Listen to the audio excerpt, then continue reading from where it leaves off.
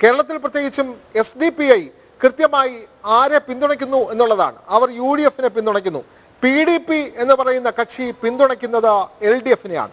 ഇനി സമസ്ത ആർക്കൊപ്പമാണ്? സമസ്ത ഇടതുപക്ഷത്തിനൊപ്പം എന്നാണ് പൊന്നാനിയിൽ നിന്നുള്ള റിപ്പോർട്ട് വരുന്നത്. അവർ അവിടുത്തെ ഇടതുപക്ഷ സ്ഥാനാർത്ഥി ഹംസയ്ക്ക് പിന്തുണ നൽകിക്കൊണ്ടുള്ള ഓഡിയോ സന്ദേശം വരെ പുറത്തു വന്നിട്ടുണ്ട്. പക്ഷെ പരസ്യമായി ചോദിച്ചാൽ അവർ പറയും ആരെയും ഞങ്ങൾ പരസ്യമായി പിന്തുണയ്ക്കുന്നില്ല എന്ന്. പക്ഷേ ആ ഓഡിയോ റിപ്പോർട്ട് കൂടി പുറത്തു വന്ന സാഹചര്യത്തിൽ സമസ്തയുടെ പിന്തുണ ഇടതുപക്ഷത്തിനാണ് എന്ന് നമുക്ക് മനസ്സിലാക്കേണ്ടി വരും.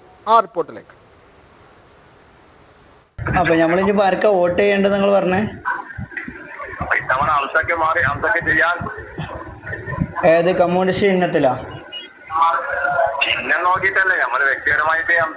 അതായത് ലീഗിന്റെ ഒഴിവാക്കിയിട്ട് കമ്മ്യൂണിസ്റ്റിന്റെ ചിഹ്നത്തിൽ വോട്ട് ചെയ്യാനാണ് സമസ്തക്കാരനാണ് നിങ്ങൾ പറഞ്ഞത്? സമസ്തയുടെ പേരിൽ പൊന്നാനിയിലെ LDF സ്ഥാനാർത്ഥി KS ഹംസയ്ക്ക് വേണ്ടി വോട്ട് അഭ്യർത്ഥിക്കുന്ന ഓഡിയോ സന്ദേശമാണിത്. ലീഗിന് ഷോക്ക് ട്രീറ്റ്മെന്റ് കൊടുക്കാൻ ഹംസയ്ക്ക് വോട്ട് ചെയ്യണമെന്നും സന്ദേശത്തിൽ പറയുന്നു. സമസ്തയുടെ പ്രവർത്തകനാണെന്ന് പറഞ്ഞാണ് സംഭാഷണം ആരംഭിക്കുന്നത്.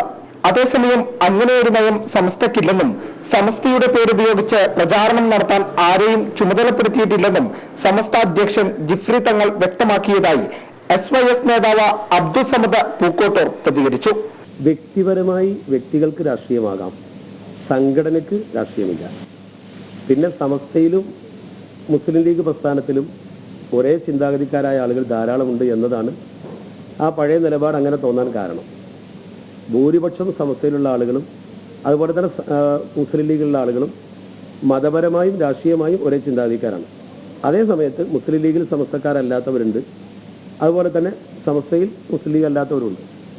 സ്വാഭാവികമാണ്, അതിന് പുതിയൊരു മാറ്റങ്ങളൊന്നും വന്നിട്ടില്ല. സമസ്തയുടെ പിന്തുണ തനിക്ക് ലഭിക്കുമെന്ന് KS ഹംസ ആദ്യഘട്ടത്തിലെ വ്യക്തമാക്കിയതാണ്.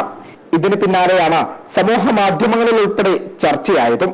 തെരഞ്ഞെടുപ്പ് അടുത്തിരിക്കെ സമസ്തക്കേറെ സ്വാധീനമുള്ള പൊന്നാനി ലോക്സഭാ മണ്ഡലത്തിൽ എന്ത് സംഭവിക്കുമെന്ന് കണ്ടു തന്നെ അറിയണം.